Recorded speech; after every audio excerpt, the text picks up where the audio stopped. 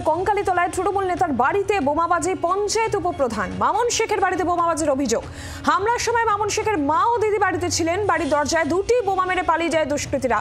চরম আতঙ্কিত মামুন শেখের পরিবার। পঞ্চায়েত উপপ্রধান মামুন শেখ, তার বাড়িতে বোমাবাজির অভিযোগ। বীরভূমের কঙ্কালীতলায় তৃণমূল নেতা মামুন শেখের বাড়িতে বোমাবাজির অভিযোগ উঠছে। হামলার সময় মামুন শেখের মা এবং দিদি ছিলেন বাড়িতে।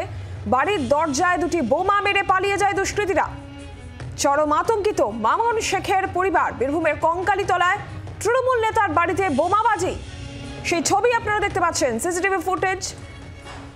যে ছবি দেখছেন, পঞ্চায়েত উপপ্রধান তার বাড়িতে এইভাবেই বোমাবাজি করা হয়েছে। দরজায় দুটি বোমা মেরে পালিয়ে যায় দুষ্কৃতীরা।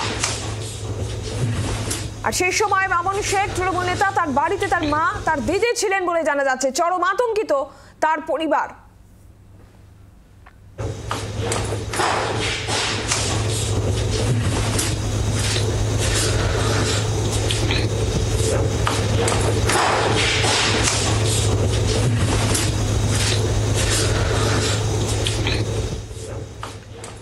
ঘটনার সিসিটিভি ফুটেজ, যেইভাবেই দরজায় দুটি বোমা মারা হয়, দুটি বোমা মেরে পালিয়ে যায় দুষ্কৃতীরা।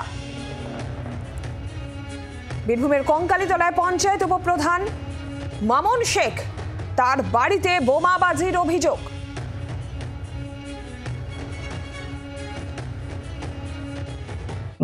জেলা তৃণমূল কংগ্রেস কার্যালয়ে গেছিলাম, ওখান থেকে একবার স্টেডিয়াম মাঠ গেছিলাম, কালকে যেহেতু খেলা আছে, নেতাজি কাপের উদ্বোধন আছে।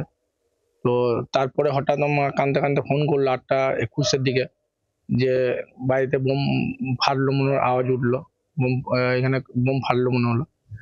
তারপর আমি সেখান থেকে সঙ্গে সঙ্গে শান্তিনিকেতন থানাতে জানাই এবং কয়েকজন কর্মীকে নিয়ে ভয়ে ভয়েই ইয়েতে এলাম, বাড়ির কাছাকাছি এলাম। তারপর সেখান থেকে পুলিশ দেখলাম এসে দাঁড়িয়ে ছিল, পুলিশের গাড়ি, পুলিশকে সঙ্গে নিয়ে এলাম। এসেই দেখছি তো ওখানে বোম ফেটেছে, দড়ি টড়ি সবই বোমের সুতলি পড়েছিল এবং একটা তাজা বোমা আর একটা ফাটেনি, সেটা পুলিশ উদ্ধার করলো। কারা করেছে সেটা তো পুলিশ তদন্ত করছে এবং সিসি ক্যামেরার ফুটেজ চেক করে যেটা দেখা গেলো 8:17 দিকে বোম ফেটেছে।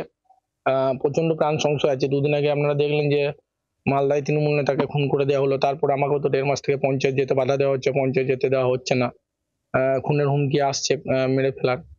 প্রচন্ড প্রাণ সংশয় আছে, যে কোনো সময় আমাকেও মেরে ফেলা হতে পারে। বাংলার আওয়াজ, বাঙালির আবেগ, জি 24 ঘন্টা।